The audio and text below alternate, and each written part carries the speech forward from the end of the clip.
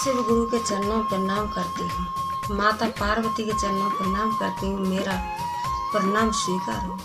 साहेब भैया के चरणों पर प्रणाम करती हूँ, नीलम दीदी के चरणों पर प्रणाम करती हूँ, मेरा प्रणाम स्वीकार हो। धरती माता के चरणों पर प्रणाम करती हूँ, मेरा प्रणाम स्वीकार हो। सभी देवी देवताओं के चरणों पर प्रणाम करती हूँ, मेरा प्रणाम स्वीकार हो। सभी गुरु बहन गुरु भाइयों के चरणों पर प्रणाम करती हूँ, मेरा प्रणाम स्वीकार हो। सभी माता पिताओं के चरणों में प्रणाम करती हूँ, मेरा प्रणाम स्वीकार हो। सभी जीव जंतुओं के चरणों में प्रणाम करती हूँ, मेरा प्रणाम स्वीकार हो। सभी के लिए प्रणाम करती हूँ, मेरा प्रणाम स्वीकार हो। साहेब भैया नीलम दीदी के माध्यम से हमें 3 सूत्र मिला है। पहले में दया मांगना है, दूसरे में चर्चा करना है और तीसरे में देवों के देव महादेव से 1 से 8 बार से प्रणाम करना है। और दया किस तरीके से मांगना है कि जैसे दरवाजे पे भिखारी आता है तो कितने दया से और भाव से भिक्षा मांगता है। माँ भिक्षा दे दीजिए, माँ 2 दाना दे दीजिए, माँ रोटी दे दीजिए, माँ खाना दे दीजिए। कितने प्यार से, दया से, भाव से, प्रेम से दया मांगना है। इसी तरीके से हमें अपने देवों के देव महादेव से प्यार से, दया से, नियमी से दया मांगना है। देवों के देव महादेव, आप हमारे गुरु हैं, हम आपके शिष्य हैं। शिव गुरु, आप अपने शिष्य पर दया कीजिए। महादेव दया कीजिए। हे देवों के देव महादेव, आपको सर्वश्रेष्ठ माना गया है। गुरु जी दया कीजिए महादेव। इसी तरीके से दया से, भाव से, नियमी से, प्रेम से देवों के देव महादेव से दया मांगना है। और तीसरे में 1 से 8 बार से प्रणाम करना है। तो रुद्राक्ष की माला आती है, रुद्राक्ष की माला द्वारा कर सकते हो, सांस द्वारा कर सकते हो, उंगली द्वारा कर सकते हो, जैसे आपका मन चाहे।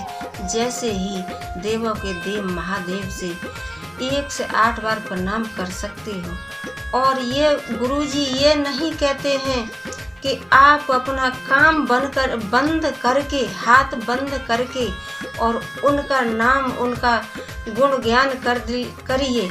वो तो कहते हैं कि आप अपना काम भी करते रहिए और मेरा नाम भी लेते रहिए। और मेरा कोई टाइम नहीं है, जैसे कि न सुबह न शाम न दोपहर। जब आपको टाइम मिले, जब गुरुजी से दया मांग सकते हो भैया। और जब समय मिले, जब ही अपने दिल में ही, मन में ही देव के देव महादेव का नमन करते रहिएगा। इनका कोई समय नहीं है कि दिन हो या रात हो, या मतलब कोई समय नहीं है। जब आपका जी भाई, जब ही अपना देवों के देव महादेव का 3 सूत्र का पालन अंदर दिल में अपना करना चाहिए, कर लीजिए। और जीवन में एक गुरु बनाना जरूरी है। तब महादेव, देवों के देव महादेव को सभी देवी देवताओं के सर्वश्रेष्ठ माना गया है। इन सभी देवी देवताओं से ऊपर देवों के देव महादेव को सर्वश्रेष्ठ माना गया है। इसीलिए देवों के देव महादेव को ही अपना गुरु बना लीजिए। आइए मैं आपको एक कहानी सुनाने जा रही हूँ। मैं कमलेश भक्ति और देवों के देव महादेव की आधी कहानी सुनने पर अपमान होता है और पूरी कहानी सुनने पर सम्मान होता है। एक गुरु बहन थी और उनके पति शराबी थे। वो बहुत शराब पीते थे। उनके पति बहुत शराब पीते थे। तो बेचारी अपना बहुत मन में दुखी रहती थी और देवों के देव महादेव से यही मांगती थी कि हे देवों के देव महादेव, मेरे पति को ठीक कर दीजिए, मेरे पति की शराब छुड़ा दीजिए। लेकिन पति तो इतना खराब था कि उसको अपनी बीवी और बच्चों से कोई प्यार नहीं था। प्यार तो उसे सिर्फ और सिर्फ दारू से ही प्यार था। तो क्या करता था कि घर में कभी भी ये नहीं देखता था कि मेरे बच्चों के पास कपड़ा है या नहीं, मेरी बीवी के पास कपड़ा है या नहीं, या मेरे घर में खाने के लिए राशन पानी है कि नहीं, शराब ही को तो सिर्फ एक पीने का ही ध्यान रहता था कि मेरे को दारू पीना है। तो गुरु बहन थी, बेचारी बहुत दुखी रहती थी और अपने देवों के देव महादेव से दया मांगती थी और 3 सूत्र का पालन भी करती थी। लेकिन 3-4 बच्चे छोटे छोटे थे तो बेचारी कहीं मेहनत करने के मतलब की नहीं थी, क्योंकि छोटे बच्चे हैं, कहाँ जाएं बेचारी। लेकिन देवों के देव महादेव से सब दिन दया मांगती रही कि हे गुरुजी मेरे पति पे दया कीजिए, मेरे पे दया कीजिए। लेकिन वो शराब ही की समझ में कुछ नहीं आता। तो धीरे धीरे थोड़ी सी खेती भी थी तो खेती भी बेच दी और गुरु बहन को कुछ नहीं पता लगा। और घर में थोड़े गहना भी था तो वो गहना भी धीरे धीरे एक एक करके और गहना भी उसने बेच दिया। और बर्तन भी धीरे धीरे धीरे धीरे उसने जब बर्तन पे नंबर लगाया बेचने के लिए तो गुरु बहन को पता लगी। तो गुरु बहन बहुत समझाई, बहुत बुझाई कि देखो आपने जो खेती थी वो भी बेच दी और जो थोड़ा गहना था वो भी आपने बेच दिया। अब बर्तन तो बच्चों के खाने के लिए रहने दो और आप अपनी शराब छोड़ दीजिए और देवों के देव महादेव के 3 सूत्र ले लीजिए, आपका कल्याण हो जाएगा। लेकिन शराब भी था, उसकी समझ में कुछ नहीं आता। वो तो हर बात पे हाँ करता और इधर से सुनता और इधर से निकालता। उसको तो सिर्फ और सिर्फ प्यार था शराब से, न बीवी से प्यार, न बच्चों से प्यार, उसे तो प्यार एक शराब से ही था।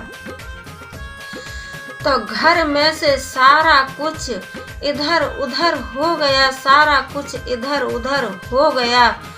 और धीरे धीरे समय बढ़ता गया तो बच्चे भी थोड़ा बड़े होने लगे, बच्चे भी बड़े होने लगे और गुरु बहन को भी चिंता सताने लगी कि हे देवों के देव महादेव मेरे, आपने मेरे को मेरा पति ऐसा दिया है शराफी, इसे किसी भी चीज का ज्ञान नहीं है, इसको ज्ञान दो, बुद्धि दो तो ये अपने परिवार की तरफ ध्यान दे। लेकिन शराफी था, उसे तो कोई फर्क ही नहीं पड़ता था, उसे तो यही था कि बस पी लेना है, अपना मस्ती में झूमना है और पी लेना है शराफी।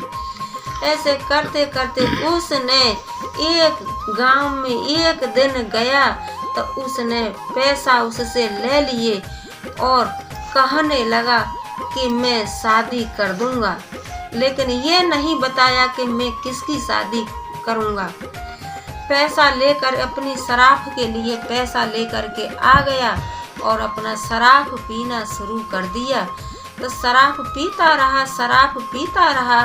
गुरु बहन कहती थी कि आपके पास पैसा कहाँ से आता है, आपने तो खेती बेच दी, गहना बेच दिया, बर्तन बेच दिए, लेकिन अब पैसा कहाँ से आ रहा है, ऐसा कौन है कि आपको पैसा देता है।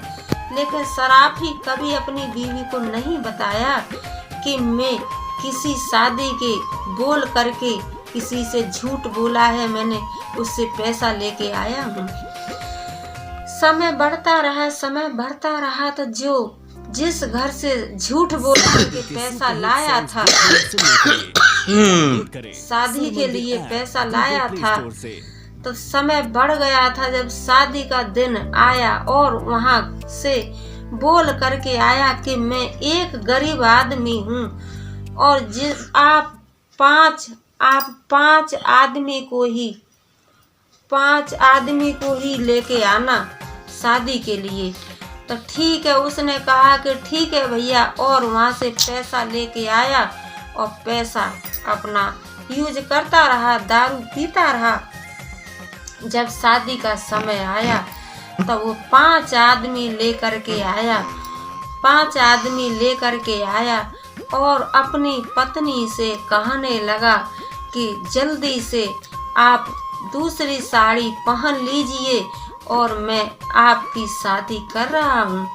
तो गुरु बहन थी वो बेचारी चिल्लाने लगी, रो रो कर चिल्लाने लगी और कहने लगी कि ये आपने क्या कर दिया सराफी, आपने क्या कर दिया, तूने खेत भी बेच दिया, बर्तन भी बेच दिए, गहना भी बेच दिया, अब तू मेरे को बेचना चाह रहा है तो तूने मुझे भी बेच दिया, लेकिन मैं ऐसा नहीं कर सकती हूँ जो तू चाह रहा है।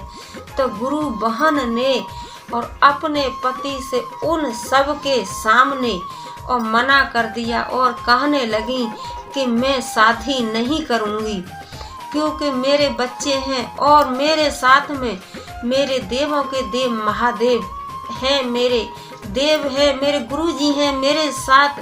सराफी मुझे न तेरे से मतलब और न इन सब से मतलब, जो तू पैसे लेके आया है तो वो पैसा तू जाने कि तू इनको कहाँ से देगा, लेकिन मुझे तो अपने देवों के देव महादेव पर विश्वास है और मेरे साथ वही है। तो गुरु बहन थी, उन्होंने शादी के लिए इनकार कर दिया, न शादी की, और उन्होंने देवों के देव महादेव पर विश्वास किया तो उनकी कृपा से उनके लिए सारे कुछ आमा सामान का धन दौलत, खाने पीना कपड़ा लत्ता सब कुछ देवों की देव महादेव ने अपनी दया बरसाई और उनकी दया से गुरु बहन के लिए कुछ भी नहीं टेंशन रहा। और गुरु बहन ने अपने पति सराफी से बोल दिया कि सराफी मैं तेरे साथ अब नहीं रह सकती हूँ, मैं तो अपने देवों के देव महादेव गुरु की सेवा करूँगी और उन्हीं के चरणों में अपना जीवन व्यतीत करूँगी। तो गुरु बहन ने यही किया कि अपने देवों के देव महादेव के चरणों में और उन्होंने अपना जीवन व्यतीत किया। और सराफी बेचारा इधर उधर अटकता भटकता रह गया, लेकिन बीवी ने दूसरी शादी, पति ने सराफी ने चाहा कि मैं बीवी की दूसरी शादी करूं। तो वी शराबी, हाँ शराबी कहते हो, बहुत बार रही में। चलो बोलो हम कहाँ तक रोकूं, बोलो। यही सुन करके शराबी को बहुत मतलब उसने गले नहीं लगाया और न अपनी शादी की। शराबी ने पूरा जोर लगा लिया कि मैं अपनी बीवी की शादी कर लूँगा तो मेरे पैसे हो जाएगा, लेकिन बीवी ने साफ इनकार कर दिया। मेरी वीडियो को लाइक शेयर कमेंट सब्सक्राइब कीजिए भाइयों बहनों, मेरे चैनल को आप अपना प्यार दीजिए भाई, मेरे चैनल को आप अपना प्यार दीजिए। और जो भी है कमेंट में ज़रूर लिख के भेजना ताकि मैं सुन सकूं और पढ़ सकूं कि मेरे मतलब बहन भाई क्या बोल रहे हैं, क्या मेरे से कहना चाहते हैं। मेरी वीडियो को आप अपना प्यार देना, मेरे चैनल को लाइक शेयर कमेंट सब्सक्राइब जरूर कीजिए। हर हर महादेव, ओम नमः शिवाय, हर हर महादेव। और पुष्पा जी आप कमेंट कीजिए, मैं आपके लिए देवों के देव महादेव से मैं आपके लिए आपके परिवार के लिए दया मांगती हूँ कि देवों के देव महादेव सभी बहन और सभी भाइयों पे, सभी परिवार पे दया करते रहेंगे। हर हर महादेव।